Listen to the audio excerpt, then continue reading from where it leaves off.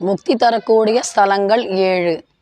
திருவாரூரிலே பிறந்தால் முக்தி, திருவண்ணாமலையை நினைத்தால் முக்தி, சிதம்பரம் தரிசிக்க முக்தி, திரு ஆலவா என்று சொன்னால் முக்தி, அவிநாசி என்று கேட்டால் முக்தி, காஞ்சிபுரத்திலே வாழ்ந்தால் முக்தி என நகரேஷு காஞ்சி என்று சொல்வார்கள்.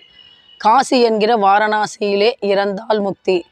அதே போல சப்தபுரி என்று அழைக்கப்படுகின்ற முக்தி தரக்கூடிய நகரங்கள் 7. இதிலே முன்னிலையாக இருப்பது வாரணாசி என்கின்ற காசி. இங்கே சிவபெருமானினுடைய முக்கிய ஸ்தலம்.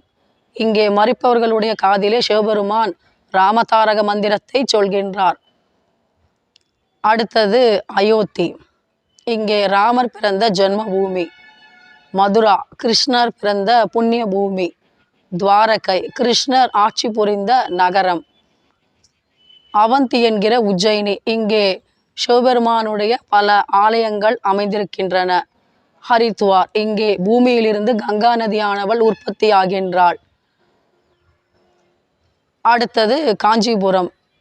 இது தென்னிந்தியாவிலே அமைந்திருக்கின்றது. இங்கே 51 சக்தி பீடங்களில் 51 சக்தி பீடங்களிலே முதன்மை ஸ்தானமான காஞ்சிபுரம் காமாட்சி அம்மன் கோவில் அமைந்திருக்கின்றது. அதே போல பிருத்விஸ்தலம் என்று அழைக்கப்படுகின்ற காஞ்சிபுரம் ஏகாம்பரநாதர் கோவில் அமைந்திருக்கின்றது. இவையே முக்தி தரும் ஸ்தலங்கள் மற்றும் நகரங்கள். ஓம் நமச்சிவாய.